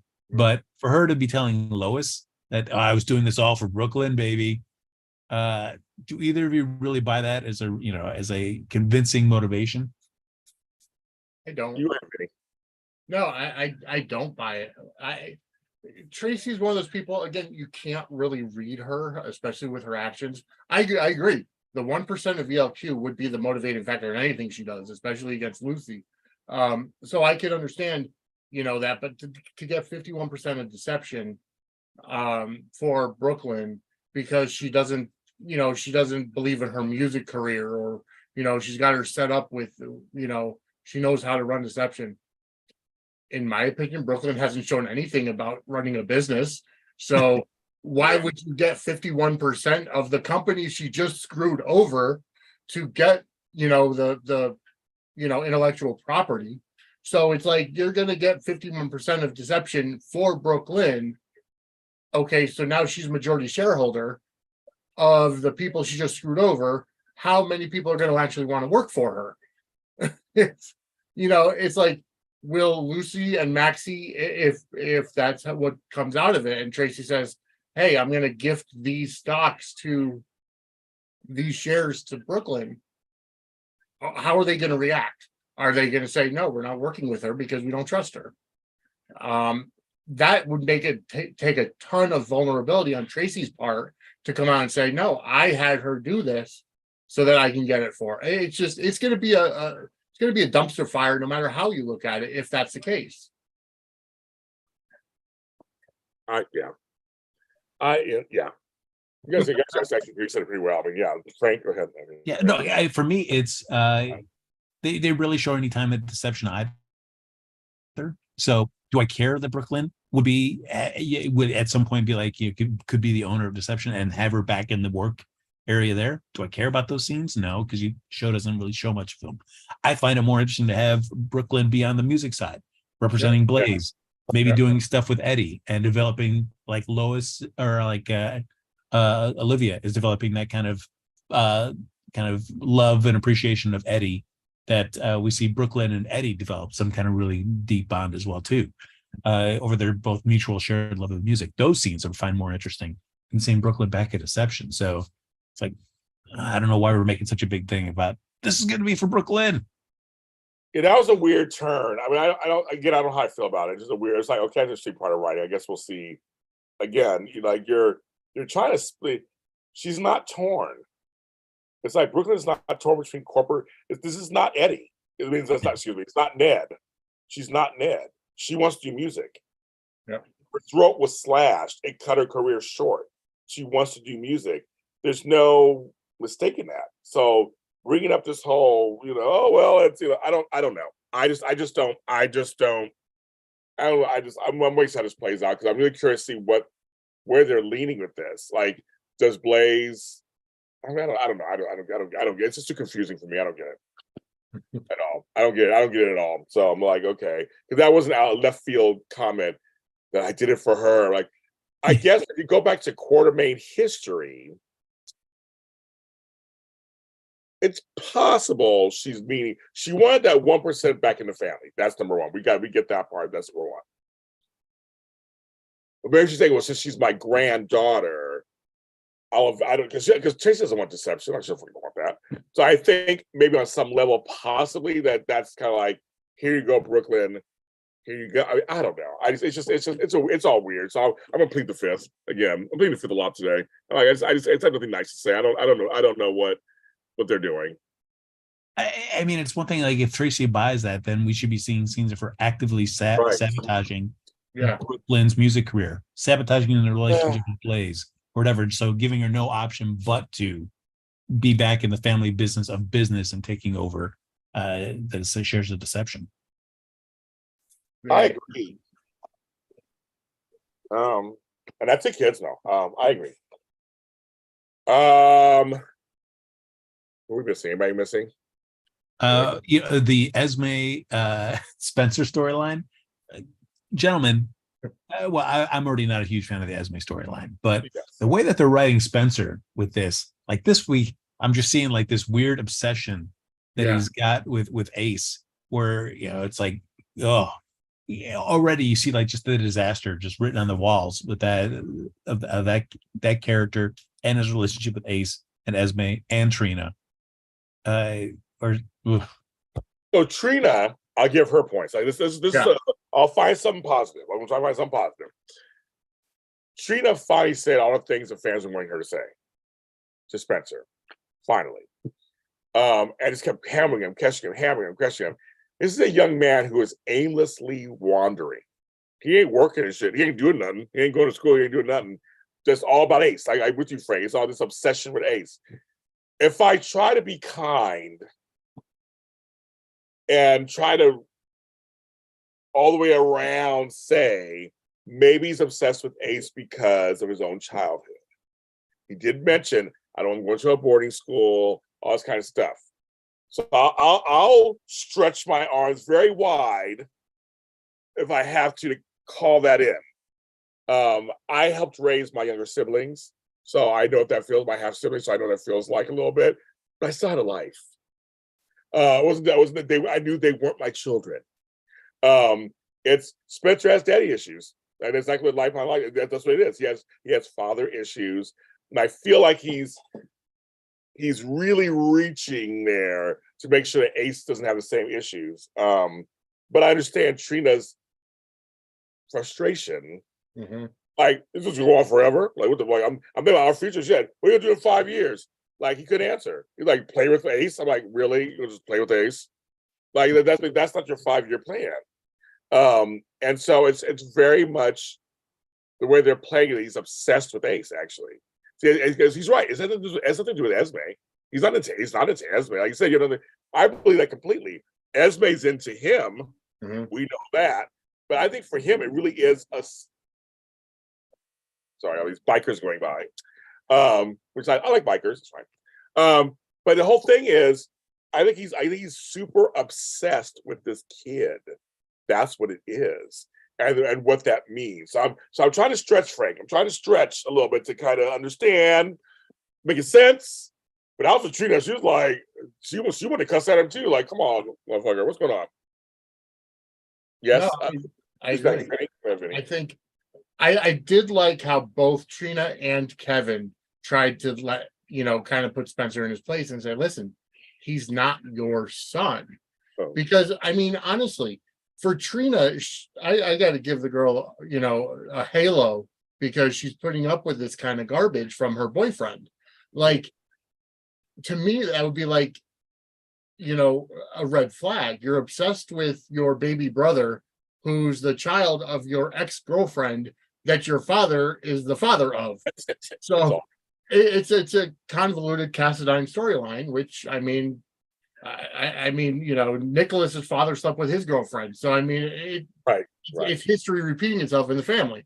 But I agree, that would be a red flag. And I get that, Trina and Spencer are, they're in love with each other and everything. But to me, from an outside point of view, if I was Joss as Trina's friend, it'd be like, hold on, back up.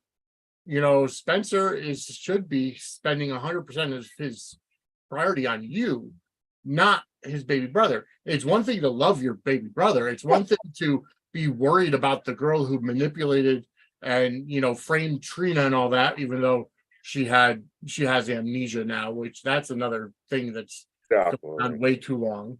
It would have been better for her having a brain tumor like Franco. But at this point in time, it's like, that's what makes Spencer and Trina not my favorite storyline. I understand they have such a huge following, but to me they're kind of meh, because it's just not realistic for someone like Trina to stay and just overlook all these red flags. She finally spoke her piece this week, which is great. And then Kevin kind of backed it up from another point of view, but Spencer is so obsessed with Ace, he's going to be blindsided when Esme does something that's going to put him in a bad predicament, because he's going to justify it. Oh, I was just there for Ace, or what have you. Well, Ace isn't going to be there if Esme starts to peel off your clothes for one reason or another. So, I mean, I just don't think that. I'm just not buying it. Well, Trina said it. Trina's like, she's the parent. She can make decisions when she do whatever she wants. You can't do anything about it. I mean, like, what are you going to do? You can't do anything about it. And that's kind of thing. We already saw the storyline where Michael tried to take Ava away from Sonny. I mean, it's like Yeah. we've already been there, done that. So apparently it runs in the family with his siblings. But again, I protect my younger siblings. I had a horrible father, and I was there for my younger siblings, but I knew I wasn't their father. Like it was very different. It was like I want you to have a childhood that I didn't have. It was very different. You're my sister, you're my brother, whatever. I'm going to take care of you guys, but like I knew you're my kid. It's like, but everybody in chat room was just like, yeah, it's abandonment issues, and I know a lot of folks are saying Trina is too smart for Spencer, but I say this only one thing. I say this: when you're young, I've been there. I don't know about you guys. I've been there. Your son is attracted to people who aren't the best for you. That's just kind of how that happens. He's her. Roy wasn't her true love. Spencer's her true love. Roy was a guy she dated, and whatever. That's something else. But Spencer, she loves him. So you do overlook red flags. Even some folks in their 50s do that still. I don't see them still do that. But I'm saying she's young. She's into him. So it doesn't matter if she's too smart or not too smart. It doesn't matter. It matters of the heart. Matters of the heart. It's true. That's why you get those Madonna condoms for Exactly. situations like this. Matters of the hearts. But I have 2 kids, so I didn't do well, apparently. Apparently I failed. Madonna didn't save me. I failed. I've got grandkids. Actually, I have a whole lineage after me. But Frank, I mean, what are you thinking? Yeah, man, it's I don't know. I again, the Spencer character, when written well, can be interesting, but then when they do these, they get into these modes with them where they just make him so just so single focused.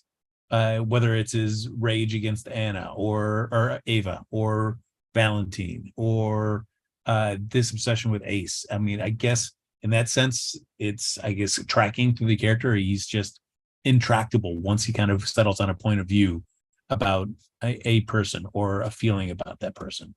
And it takes forever for him to be able to kind of change any sort of direction. So if they're going to continue to write like that, then I do not look forward to this. But also, like, what's with Laura and Kevin? Like, they came back and Kevin was ready to just get wine and just have a little sip and maybe just get a little sweet love on with Laura. And then we got Esme and Ace and Spencer coming in and all this baby crap all over the place. And Kevin was like, well, I guess I'll just take this luggage up to our room. Like, at some point, it's like Kevin's, got to tell Laura, I love you. I love you, but let's kick them out. Esme, Spencer's got plenty of cash. Esme's got a job now that she's, I guess by all accounts is doing well at. So she can afford to get that room at Kelly's that we've been teased about. So let's just get him out. Poor Kevin. He couldn't get his nookie on. Yes. I interrupted. Shit. He's like, this long flight, I'm ready to get some wine and lay my woman down. Can't even do it. No, nope. All these grown kids. But see, Frank, and also you too, Vinny, you what you have to look forward to. Grown adult kids ruin everything. I'm telling you right now. They ruin everything. So I'm saying they ruin my life all the time. I love them. Anyway, but that's fine. I was talking about that too. So he was like, oh well, I guess like do like, okay, I'll be like, hello, I'm horny. Hello, everybody out. All get out. All y'all get out the house. Grandma and I get together. Shit. They didn't, they didn't do that. That's all. Yeah, so he took it. But Kevin's a good guy. A little too good. I'm like, hello, a little too good. I was almost expecting Kevin to. I understand the dynamic is different because Ryan was his twin, but I was almost expecting Kevin to say, I tried to protect my brother too. But I don't know how, I don't know that backstory all too well because it was kind of before I started watching. But I almost expected Kevin to bring up, I tried to protect my brother too, and look at what he turned into. Yeah, well, I try to remind myself, Esme is also his relative. Yeah, that's true. Yeah, that's his niece. So it's not just, it's all incestuous. So it's not just Laura's grandson. It's the mother of her grandson. It's also his niece. Yeah. So she's related to them twice, so to speak. So yeah, and he goes and says, Kevin's not Ryan. He wouldn't say things like that, LOL. So I don't know. It's just like, I know, he wouldn't say that, get out, I'm horny. I know he wouldn't say that. Ryan would say it, yes, but he wouldn't say that. But I think that's what it is. I think it's they're double related, so it's kind of like there's that going on. But Spencer, it's just he's so singularly. I mean, he's obsessed. He's really obsessed. But I think it's the idea of Ace is what he's obsessed about. Making sure Ace has everything he didn't have, which I understand on some level. I get on some level, but it's over the top because he has to have a life too. He has to show his brother has a life. He's just floating around. Like, what are you doing? What's he doing? Nothing.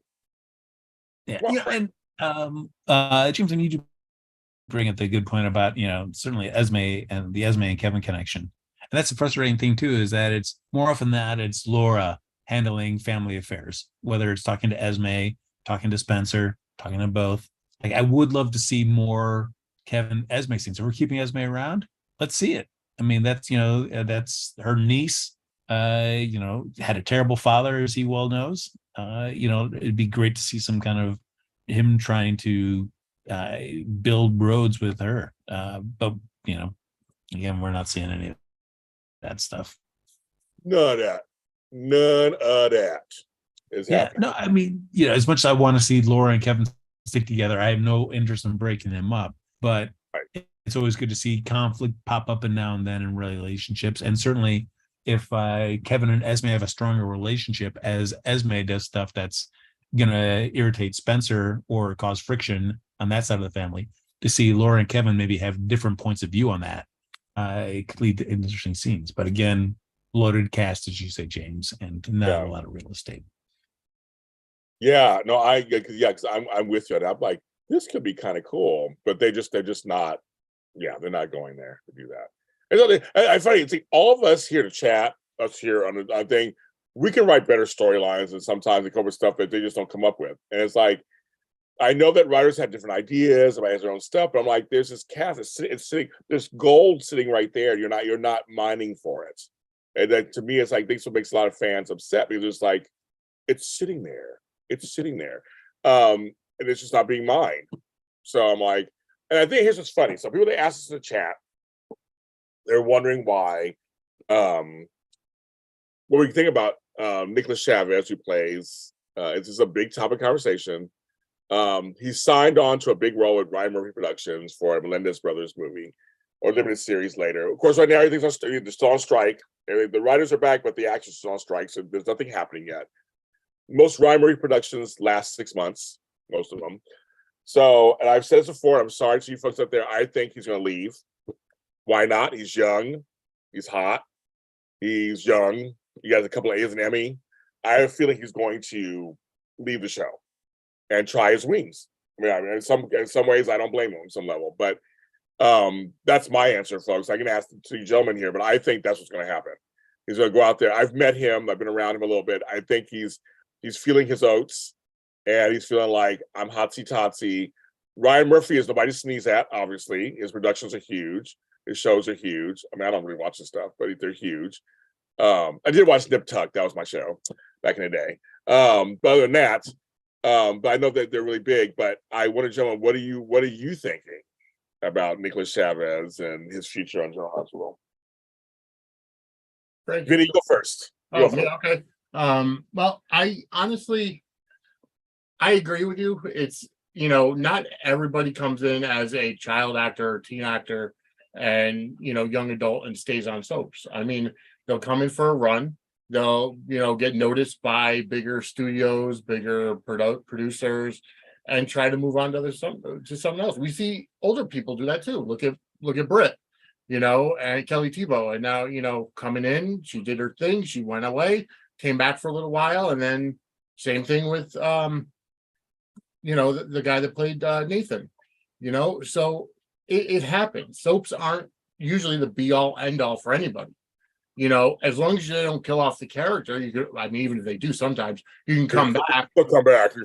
Yeah, you can come back and reprise and, pick up, as a recurring basis, or, as you get older and you want to find something that's a little bit more stable. I mean, not everybody's going to be a career soap actor like Maurice Bernard, and even he's done side projects. Same thing with Steve Burton. He's done side projects. You're not going to find a lot of people that are going to be lifelong soap stars. So, yeah, they'll if Nicholas Chavez is that good in the role, and I just don't want it to be where any potential recast gets the backlash like is happening with Molly 1, 2, 3, and 4. Because when you get in tune with an actor playing a character, the change is gonna ruffle some feathers, especially if they do it like they did on Days with Teresa, and Gwen goes out one door and Teresa comes in the other door, and it's the same actor playing both roles because of the situation there. So it depends on how they handle it. If they give it time, if they give, they kind of tie up any of the current Spencer's loose ends, send them away for, a couple years, and then potentially recast him. Although I think right now he's in too much of a top burner storyline for that to happen. We saw it happen with Trina. So, the character of Trina in the middle of a top storyline was recast. Sydney Michaela chose to go to college. That's her choice. It wasn't a firing. It wasn't any of that. So, Tabiana only came in and picked up, right where she left off. Different actor brings different attributes to the character. It all depends on how GH wants to work it. But ultimately, yeah, I could see Nicholas Chavez leaving, relatively soon after, doing the miniseries. Right. Yeah, it's being an actor is is a challenging profession. So it's getting a steady role or a steady gig, whether it's on a soap, is great, but it's also, I can understand, the financial situations, the amount of work you're getting, the quality of the writing can also factor, like, all right, I need to go try something else. But that's also still no guarantee that anything else will come of it. I mean, for the actors that we've seen that have moved on successfully from soaps to other things, there's also been those that we've either crashed and burned, or they've come back because they've tried going out there, and really there was the roles and the acclaim that they're hoping to get were not there. So I don't know. I mean, I feel like, but it's also, as you're saying, James, when you're young, it's those are the times to take those risks. You want to gamble on yourself. Yeah, I don't know. Hopefully he's not gonna just completely say, like, I'm done because now I've done this one Ryan Murphy show. That's great. My ticket's set, and I'm sailing away to fame and glory. I would hope that for him. I hope all that works out for him. But I don't know. Part of me is like, just waiting to see what the reaction is for it. See, if it people are loving it, they're gonna want to catch other stuff, then you can leave. But why close any doors prematurely? Let's see, Frank, you're thinking like a person who's mature and been around a while. When you're young, you don't think about shit like that. Yeah, I don't know. But it's also thinking, like, during the pandemic, and we get the SAG after strike. You're seeing that just the challenges that people are having. I'm hoping that maybe that colors something. Nah. I think it's when you're young. I talk to these young people, even my grandchildren who are young adults. I talk to them. They don't think that way. They just go into it's experience to experience. That's what the Gen Z is all about. And he's part of that. He's part of that. And it's like, I've done this, and yes, I'm grateful for General Hospital, but now I'm going over here. And what they have to find out, because we old folks know already, the grass ain't always greener over here. I mean, and like you just said, acting a profession is not for a faint at heart. It's not easy. And jobs are few and far between. There's a million actors out there. So he may need to get knocked around a bit. And like you said, come back. But then also, some do make it. Yeah. I mean, there's some out there who they leave and they become stars or some. I mean, there's a million. I mean, that's the other thing too nowadays. And maybe that's the false sense of this, or maybe it is true with all the streaming services. And with the level of what a hit is now, it's different. You could be a big fish in a small pond somewhere else. But I also think the business has changed in the sense too, where the 80s, 90s, maybe even early 2000s, where being more exclusive in terms of whatever if you're a soap opera actor, the show needs you too much. You really can't afford to go to anything else. But now with bloated casts, actors not getting as much screen time as they usually do. I feel like it's changed enough where unless you're not enjoying the material that you're being given or the work environment, I still think there's now a way that you could still be a soap opera actor, like Josh. He can go off and do these movies that he does, but then also comes back and he still got GH to do. So you can do both. So I think, part of me is like, that's a smarter play. And then if the other stuff really starts taking off, sure, go ahead and distance yourself or remove yourself from stuff that, you think you don't have time for anymore. But I think the world exists where it doesn't have to be an either or situation at this point, but I don't know.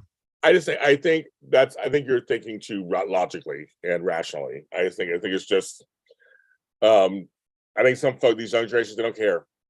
They're just going to do it. They're going to just try it and do it and see what happens. They think they can be a star. And everything you're saying is so correct. It is correct. I mean, there are a lot of folks who do side, but see, Josh is older. He's a little older. He's in his 30s. A little older. He gets it. He's like, I got a good gig on the show. And remember, he's producing and writing his movies. He's not just starring in them. Him and his wife are producing them, and they're hits. And I watched the first Christmas one. That was cute. It wasn't that bad.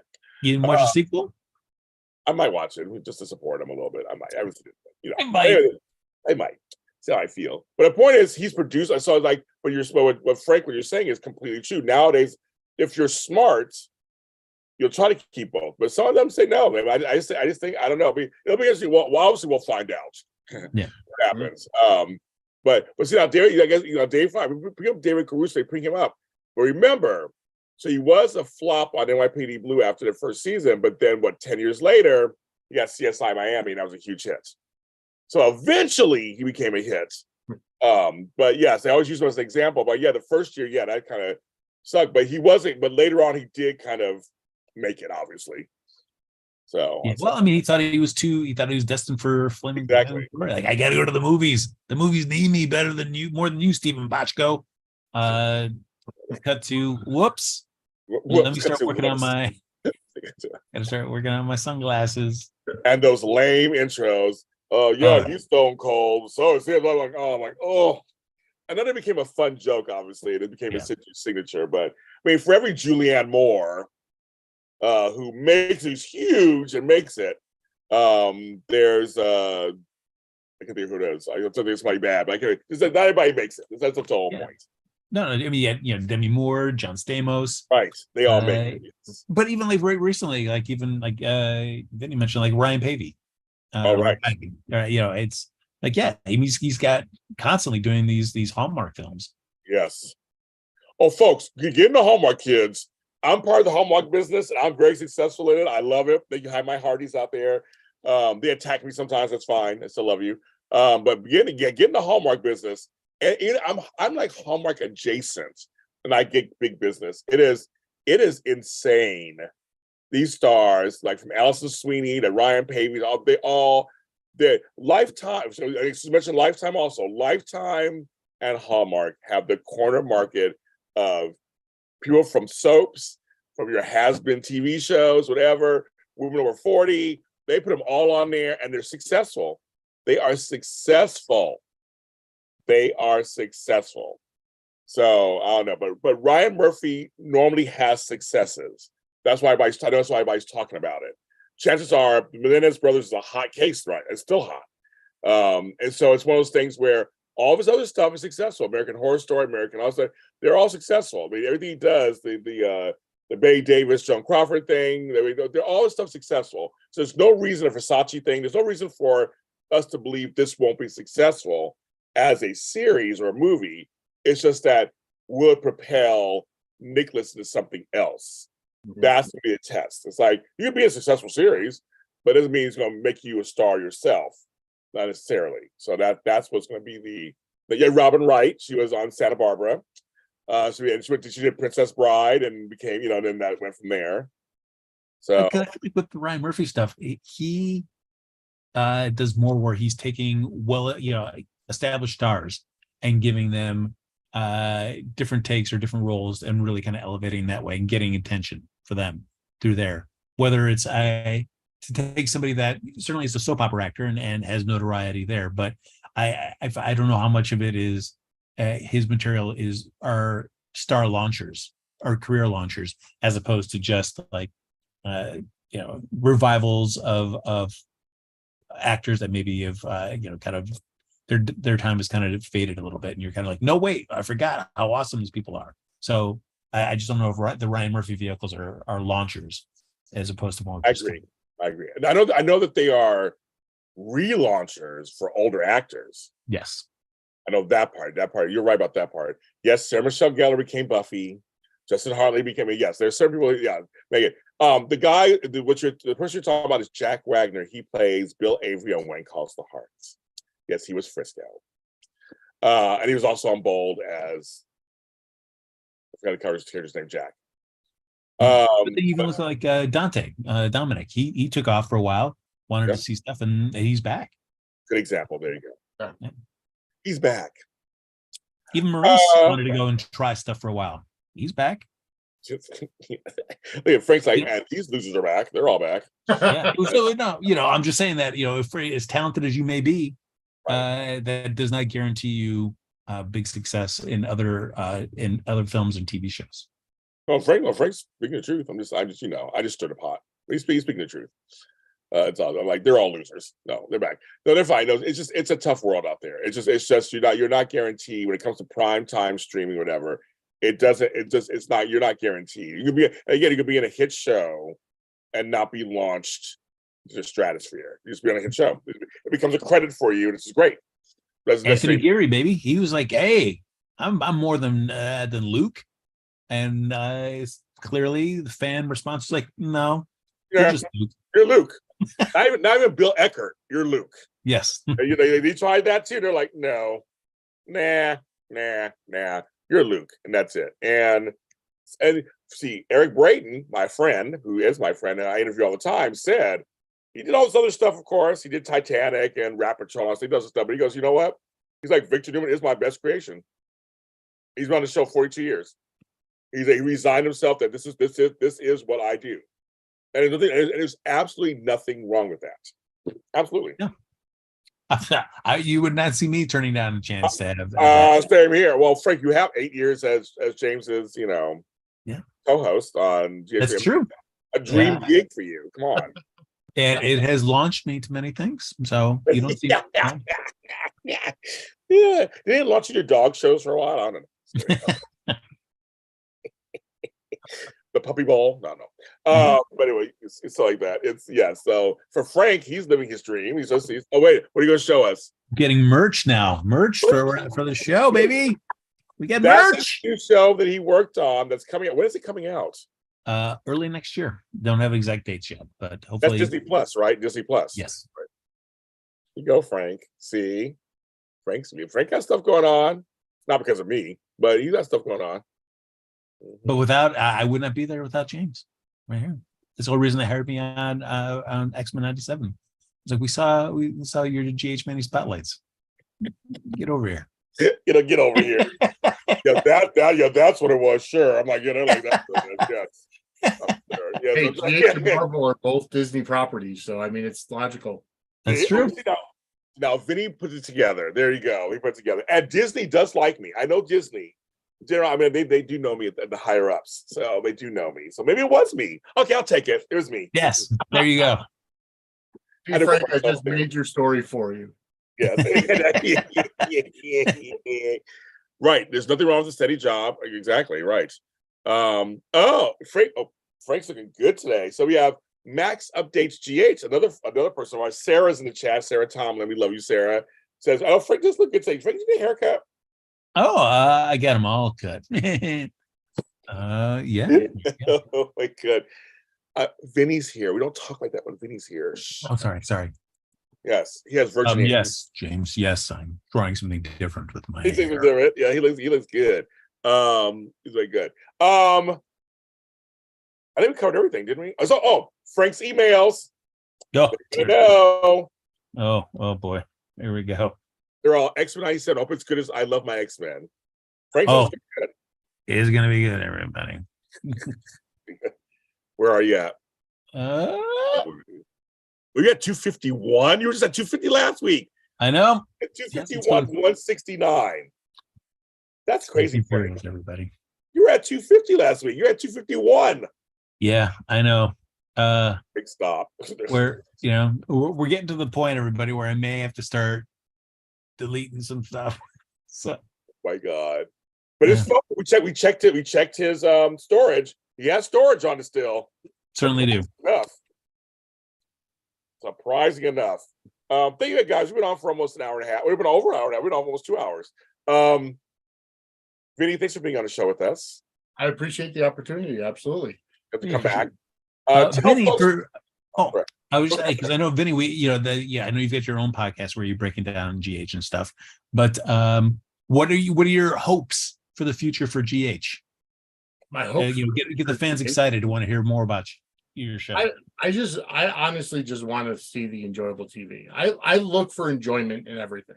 So when I see people bad mouthing certain storylines or certain things, everybody's got their opinion. I get it. I don't get involved usually, although I pissed off some Sabrina fans earlier in the year. But the thing is, I look for enjoyment and I look for entertainment in anything. So I watch it as a fan. It's the same thing with wrestling. There's plenty of wrestling out there that I don't like, but I watch it as a fan. I know my likes, I know my dislikes, but I look for the entertainment. So I'll watch GH and I'll find something to be entertained with.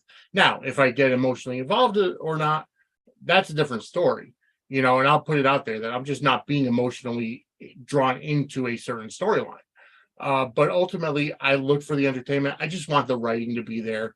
I want the stories to be well told and somewhat logical. I mean, you can't put logic to an illogical situation a lot of times, but I just want to see the writing. I want to see the writing there. I would love to see it go to streaming only, because I hate the times where you have to be preempted due to whatever happens. And I like how Days did it with Peacock, but ultimately I would, I just want the entertainment value to be there. James, it does remind me of the one storyline we didn't talk about. See how Vinny feels about this as well as you, is that Curtis and Portia having that little bedside chat. Honestly, I wrote it down. Honestly, I wrote it down to cover on my podcast later today, but Days and GH are running just similar storylines simultaneously, with the Jordan and Curtis storyline. Portia and Curtis storyline being equal to the Paulina and Abe storyline, where both of the women are just so overbearing to the guys that the guys want to push them away. And it's just, I just see Portia as just way too overblown. And I don't know. I'm over that storyline. I liked Curtis as a character. I really did. But this storyline has kind of put me at arm's length with him. James? I literally plead the fifth. I did not bring it up for a reason. It was offensive in so many different ways. I have nothing to say for that storyline. Yeah. All right. Well, we'll end it on a high note. I have nothing to say. And I love me. Michael Curtis is my man. I love Curtis. I have nothing. This storyline is it's going downhill. It is like lava from a volcano about to devour a town. There's no words for me to bring up how that whole I have nothing to say. Sorry. Yeah. I only ended by saying that again, GH teases you with an interesting storyline of Curtis becoming a WSB agent, but then gives us the storyline instead. So GH is great about teasing really cool stuff you want to see and then giving you stuff you're like, why are we watching this?